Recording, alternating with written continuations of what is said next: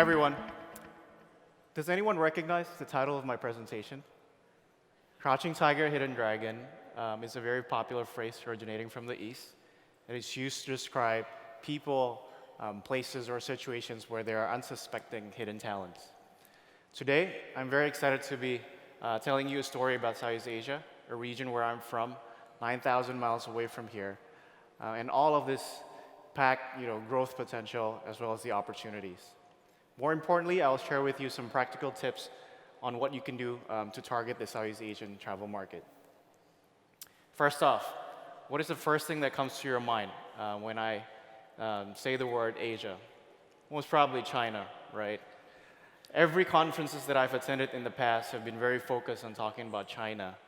And while I can't deny their sheer dominance and size, I can tell you that there is more to Asia than just China. And I'm very happy to see businesses now starting to see beyond the obvious. This is Southeast Asia. We're located in between Australia in the south and China and Japan in the north. We're a group of 11 countries. Some of them you probably know: Indonesia, Thailand, Vietnam, Singapore. And in the past few years, we've been enjoying very healthy growth at around 5.8% annual GDP growth. And this is surpassing the growth levels of the US, UK, and China. Some analysts have even predicted that by 2030, our country may eclipse Japan's economy, and we can become the world's fourth largest single market economy.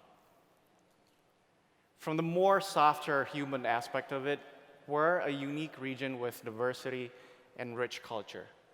We are a home to about 650 million people. That's twice the size of the US population. We speak 70 different languages with thousands of local dialects. We're also a home of 12 different religions. In Indonesia, we are actually the world's most populous Muslim country. If you go further up north to Thailand, Cambodia, and Laos, you'll see a lot of Buddhism influence. If you go further up to northeast to Philippines, they're the only Christian nation in the Asia Pacific. So a lot of these have been cementing our position to be one of the most important emerging markets today. And here are some examples. This is a photo of a Formula One Grand Prix in Singapore. They've been consistently held there for the past 7 years, and this year they announced they're going to be doing it in Vietnam as well. You've all seen this, Crazy Rich Asian, the Hollywood blockbuster. This was actually set in Malaysia and Singapore, and it's based off of a pretty authentic depiction of our dynamics in our culture. This is Jewel Changi in Changi Airport. This is the largest indoor waterfall in the world, standing at about 40 meters tall, and quickly becoming the most sought-after destinations in Southeast Asia. Infrastructure is something that we've been constantly developing because we know how important it is for our growth. This is the highway in Indonesia, in Jakarta. And I grew up in Jakarta. I was born and raised there, and I can vividly remember 15 years ago how terrible transportation is. It's still not that great compared to the US or the Western world, but things have significantly improved. Now, all of this have really brought a very strong tailwind to our travel and tourism industry. The spending in Southeast Asia for travel tourism is expected to go up to $200 billion by 2024. That's a 63% increase from where we are today. And if you zoom closer, just on the online aspect of it, Indonesia will be the one driving the growth, driving the online penetration. I work for Traveloka, and we are a company founded in Indonesia. We're an online travel agency, and we've been pretty much experiencing the Southeast Asian growth firsthand. But I think we can still do better, especially by working with our ecosystem partners such as yourself in a much better fashion, so we can cater to our customers with better value propositions and better offering.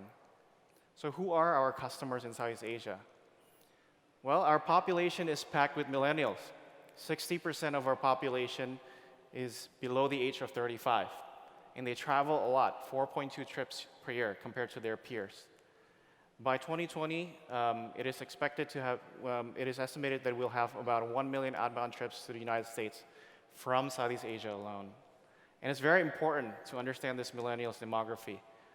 They are going to be entering their most productive earning age, and as such, their spending power and their spending appetite will also increase. In the next few slides, I will flip through some of the defining characteristics of the Southeast Asian millennial traveler. These are not scientific, caveat. These are perhaps more a synthesis of our observation as industry practitioners. So please take this as a practical guide as opposed to a biblical reference. Number one, they prefer experiences over physical things. 3 out of 4 millennials in Southeast Asia, when they have money, they want to spend their money on experiences more than buying cars or homes or even clothes. And this is great to a certain extent, but also can be challenging. Because when we talk to them, we realize that they can be easily dissatisfied with the normal run-of-the-mill type of offering. So if you run a sightseeing tour, maybe simply good view alone will not be enough. 2, they are more independent as a traveler. And they want to know what brand am I engaging with. 53% book their trips through phones and tablets. They're very used to this. They love convenience. They love speed. And in the app, if you can discover, you can book and get your tickets in minutes. It's a very appealing proposition for them. But does that mean that the offline world is dead? Not necessarily. They like to get references. They like to get recommendations. And they go to travel fairs, offline agents to get information. So it's still around, and it still has its place. 3, they're budget and time conscious. As you would expect, our average pay in Southeast Asia is not that high, even compared to our Asian counterparts, such as Japan or Korea. But we still really like to maximize experiences in their short amount of time. We love those value for money type of packages. Best bang for the buck. 4, we have a big drive to search. Planning is an important part of our travel. 98% would do extensive research before deciding on a trip, where to go, or what to do. And culinary has a special place in our life. We are a big, big foodie. And food is very important for us. It's not just a means for us to get fuel to get through the day. A lot of times it's even the centerpiece of our travel. So it's hugely important. I think nowadays everyone's bombarded with different types of content constantly in different shapes and forms. Millennials, they're said to be consuming media on average, 18 hours a day. That's huge.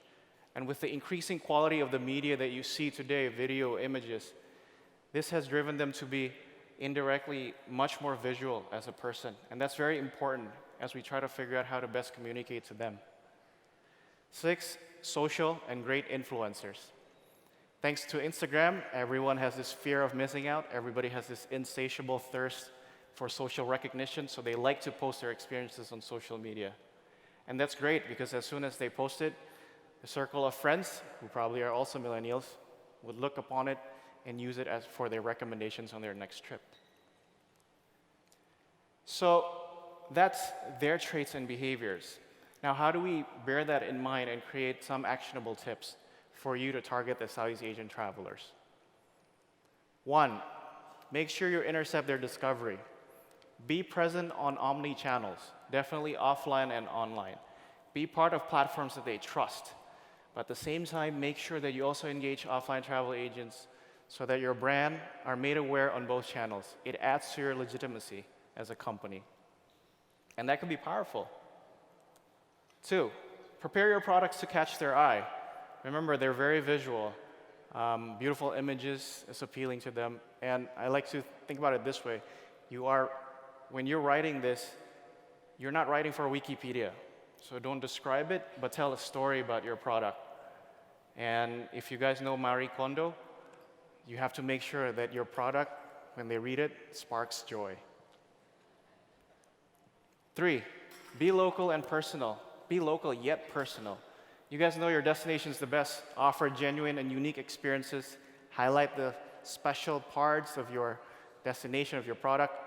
But also, when time permits, and if it's appropriate, make sure you insert some of those culinary adventures. And we have a big appetite for food, especially when we're traveling. 3rd one is also equally important. Remember our heritage. We are diverse and we're multicultural. If you try to cater needs of an Indonesian traveler, for example, perhaps you're better off preparing a Muslim-friendly, dining options. There are certain dietary restrictions, perhaps some religious beliefs, and there are different types of halal that you can go through. 4, optimize trips. Create bite-sized experiences. We love value for money. Help us maximize our trip by creating more things to do with less time commitment. This is an example. And also on the right-hand side, creative and disruptive. If you have an offering, make sure that it's not just vanilla offering. Think about value adds that you can put on top of it. This is an example of a tour operator in East Java, a Bromo Sunrise tour. So what it does is basically it takes you up to the summit, but instead of just taking you up to the summit, this guy puts in a videographer to the trip. So as they get back down to the base camp, the videographer would be uploading it and create a short clip and hand it over to the guest, ready for their Instagram. 5, enable them, empower them to share their moments. Make sure you are meeting them at their space. Make sure you have Twitter, make sure you have Facebook, Instagram, YouTube. That's the bare minimum. In certain countries in Southeast Asia, there are more social networks that are being used, but these are, I guess, the bare minimum that you need to have. And then when they have experienced your product and they had a fascinating time, make sure you encourage them to write reviews. Even think about giving gimmicks. It could be something easy, like stickers, free coffee, or keychains. This will go a long way. If they write good reviews, chances are their friends would look at it and they could be your next customers. My time is almost running out, so if there's anything that you can take away from today's talk, just remember these 3 things. Southeast Asia is an economy full of opportunities and potentials that you should not neglect. 2, our consumer base will be primarily driven by millennials, and they have their own defining traits and priorities. And when you're ready to target them, make sure you remember and you implement the 5 practical tips that I just shared with you today. So, are you ready to be the first to attract experience seekers from Southeast Asia? Thank you very much. Thank you, Christian.